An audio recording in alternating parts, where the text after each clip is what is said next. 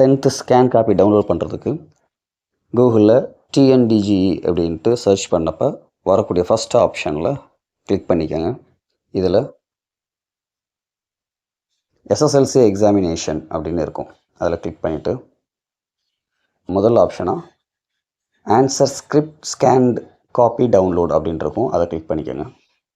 இப்போ வரக்கூடியதில் உங்களுடைய exam roll number, date of birth, year, அப்புறம் ஒரு ஹைஃபன், அப்புறம் மந்த், அப்புறம் டேட், இந்த ஃபார்மெட்டில் கொடுத்துட்டு சர்ச் அப்படின்னு கொடுக்கணும். ஸ்டூடெண்ட்டுடைய நேம் வந்துட்டு டவுன்லோட் அப்படின்னு கேட்கும். டவுன்லோட் அப்படிங்கிறதுல கிளிக் பண்ணிக்கோங்க. இப்போ உங்களுடைய ஃபைல் வந்து டவுன்லோட் ஆகிட்டு அந்த ஸ்கேன் காப்பியை நீங்கள் பார்த்துக்கலாம். இதில் உங்களுக்கு ஏதாவது மாடிஃபிகேஷன்ஸ் தேவைப்பட்டால், நீங்கள் கரெக்டாக எழுதி தவறாக திருத்திருக்காங்க அப்படின்னு நீங்கள் நினச்சிங்கன்னா ரீவேல்யூவேஷனுக்கோ இல்லை ரீடோட்டலுக்கோ நீங்கள் அப்ளை பண்ணலாம். உங்களுடைய ஸ்கேன் காப்பியில் டோட்டல் மட்டும்தான் மிஸ்டேக் அப்படின்னா நீங்கள் ரீடோட்டலுக்கு அப்ளை பண்ணுங்கள். உங்களுக்கு மார்க் கொடுத்ததில் சாட்டிஸ்ஃபேக்ஷனாக இல்லை அப்படின்னம்னா நீங்கள் ரீவேல்யூவேஷனுக்கு அப்ளை பண்ணணும்.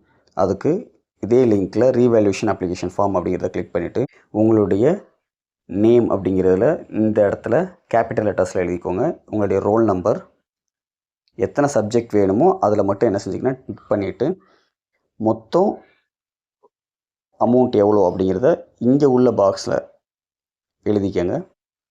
எத்தனை சப்ஜெக்ட்டுக்கு நீங்கள் அப்ளை பண்ண போகிறீங்க அப்படிங்கிறத இங்கே total number of subjects applied for revaluation அப்படிங்கிறத இங்கே கொடுத்துக்கோங்க.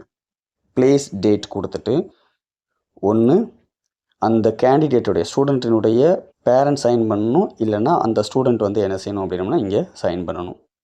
16ஆம் தேதியிலேருந்து 18ஆம் தேதிக்குள்ளே என்ன செஞ்சிடணும் அப்படின்னம்னா நீங்கள் இதை ஒவ்வொரு மாவட்டத்துலேயும் இங்கே ஏடி ஆஃபீஸ் அப்படின்னு சொல்லுவாங்க, அங்கே என்ன செய்யணும் அப்படின்னம்னா கொடுக்கணும்.